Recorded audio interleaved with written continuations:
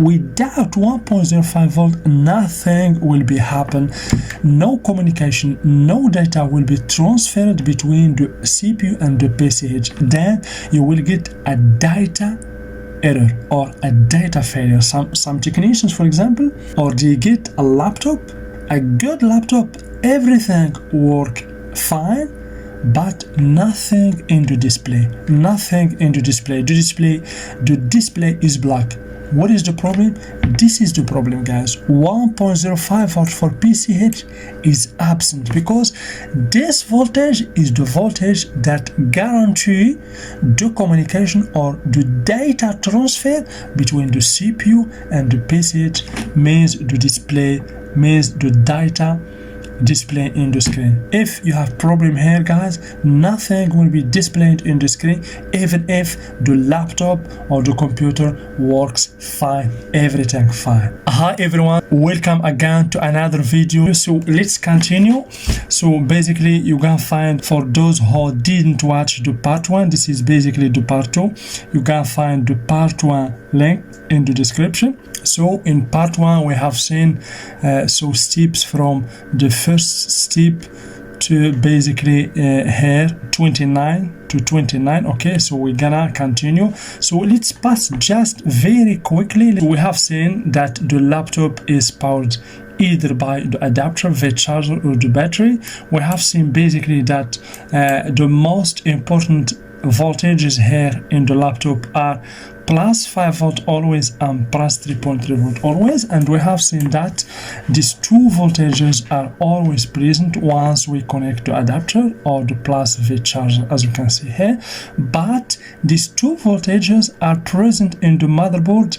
We have condition if the adapter or the charger is connected, but using just the battery, these two voltages will not be present in the motherboard. Okay, of course, without powering here we have the power button. Without pressing the power button, you gotta find 3.3 volt always, 5 volt always, and sometimes plus 15 volt always in some motherboards. Okay, but the condition is to plug the adapter. Then, as you can see here, after, so of course before powering or before pressing the power button, we are in S5 state. Okay, the power state we have basically S5, S4, S3 and S0. Okay, so before pressing here the power button, we are in S5, where we have the main voltage, power, SRC or B+. We have 3.3 volt always, 5 volt always, and 15 volt always, and we have other voltages. We called it primary voltages, because as I told you, how can here basically we have the 3 volt 5 volt controller. How can this controller generate these two voltages without a primary voltage? So it needs first a primary voltage to generate these two voltages, and of course it needs enable signals. Here we have 3.3 volt always on, that will generate 5 volt, or that will generate 3.3 volt, and here we have another voltage or enable signal always on coming from embedded controller. It will be applied to 3 volt 5 volt control to generate plus 5 volt always. So basically the 3.3 volt is the first voltage that is generated, then plus 3.3 volt or 5 volt. Okay guys, so after pressing the power button, we will move from S5 to S4, then S3. So in S3, basically in S3, we have here, where is here? We have S3, guys, do you see? So we have here, basically we have here SC present, SIO power button. Do you see? Super IO power button, as you can see, means when the power button is pressed, the power switch will inform the embedded controller that the power button is pressed. Then the embedded controller, after many other steps, of course, it will, as you can see here, of course, after these steps, of course, after transforming plus 5 volt always and 3.3 volt to suspend voltages, this embedded controller will send these signals SC present, SIO power button to PCH, to platform control hub. Then the PCH, it will do what? It will generate, as you can see, SIO sleep S4, SIO sleep S3. Means we will move from S5 state to S3 and S4, S3 state. After that, of course, the power for the RAM will be generated. Where is the power for the RAM? 19. Here we have 20, as you can see. 22, we have DDR, as you can see. This is basically the DDR controller, or the IC that generate the basically power or the voltage for the RAM. So guys, note that the power for the RAM is not in S5 but in S3 state. Means if the computer turn on about seconds and shut down, means probably you have problem with the memory or with the CPU, okay? But CPU in S0 state. So you see here in S3 state, basically, as you can see here, we have as enable signals, we have sleep S3, S4. Do you see?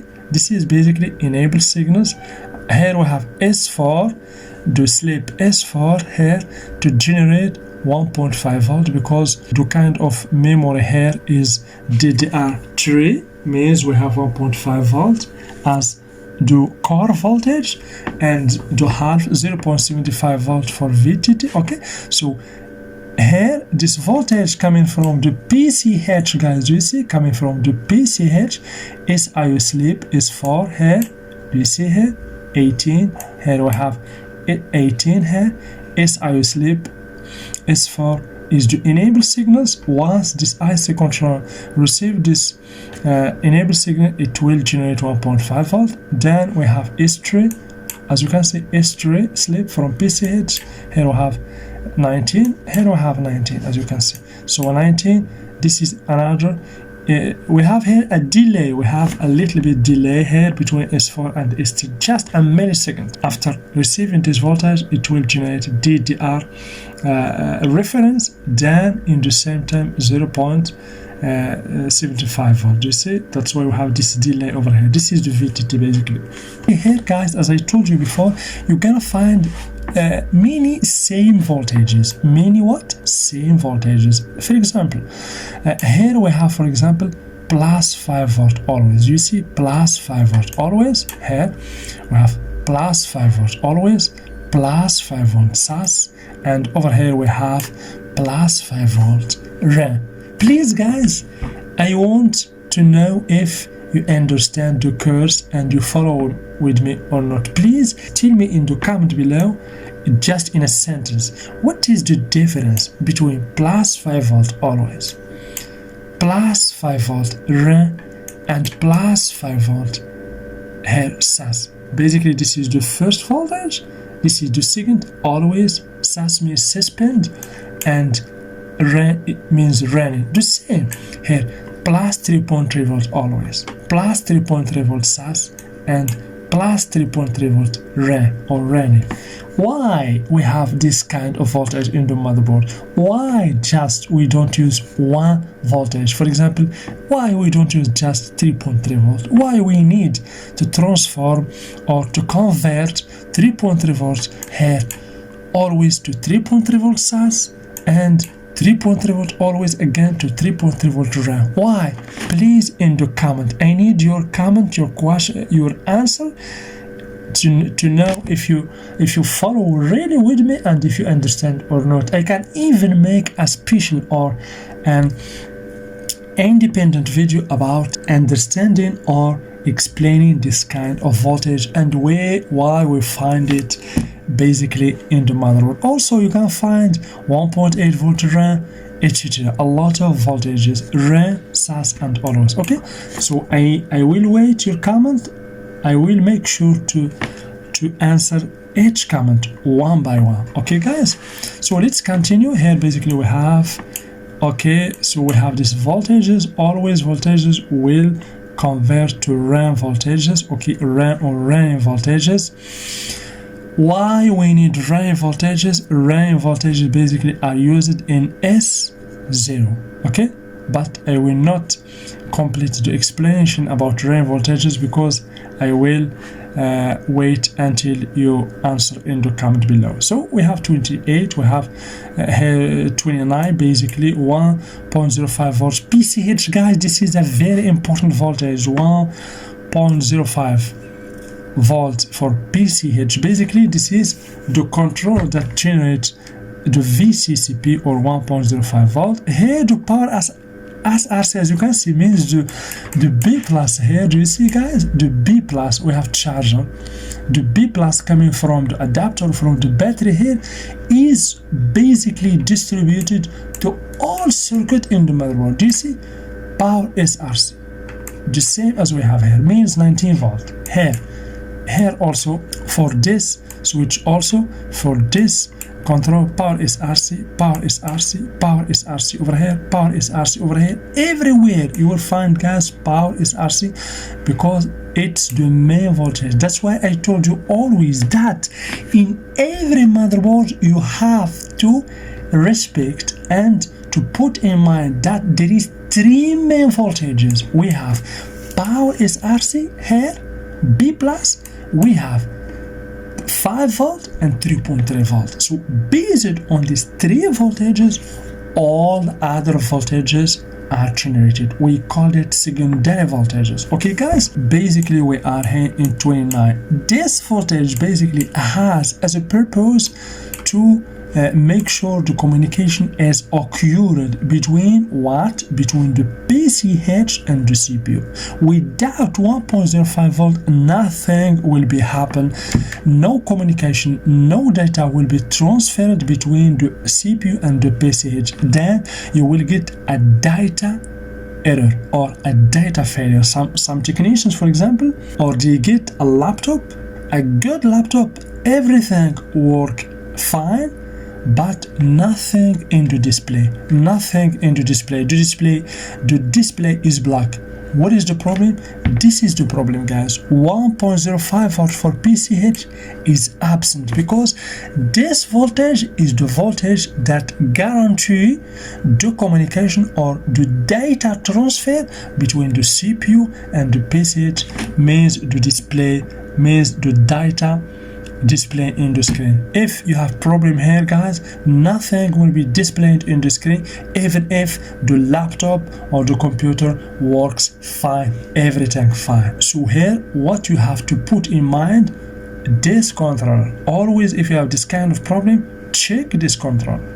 Okay, because this voltage 1.05 volt is not just for PCH, it is also the VTT. We called it a VTT, also termination, is the same working principle as this one, 0.75 volt for the RAM.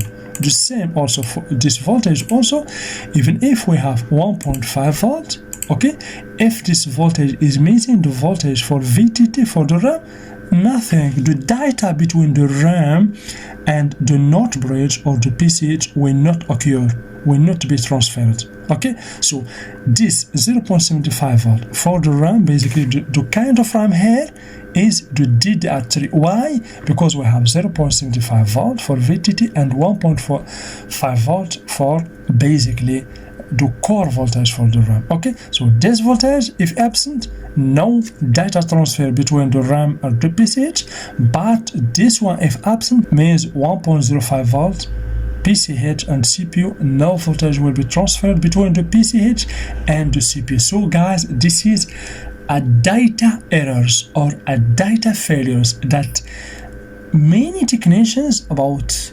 80%, didn't know about this kind of failure.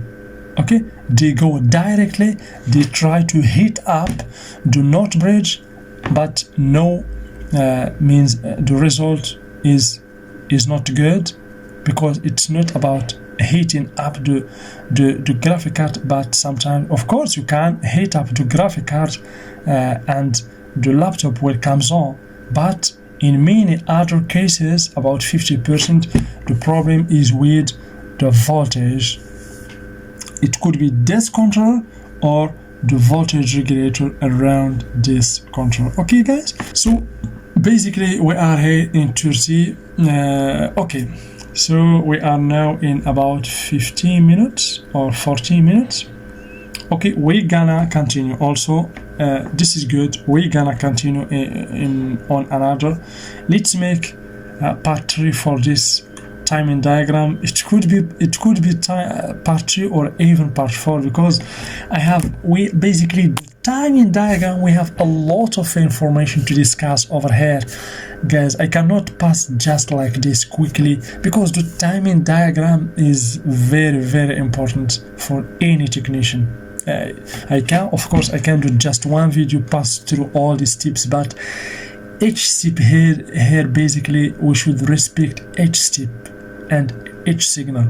If we make here 4 parts, this is good, no problem, because if you understand the timing diagram, you can understand how to deal with any kind of failure regardless of its difficulty. Okay, because here you will understand not just a power failure or issues, but also a data issues that is due to this kind of voltage, 1.05 volts and 0.75 volts. So guys, thank you very much. Please don't forget to subscribe, share and like the video, because your likes motivate me to create this kind of content and more videos for you.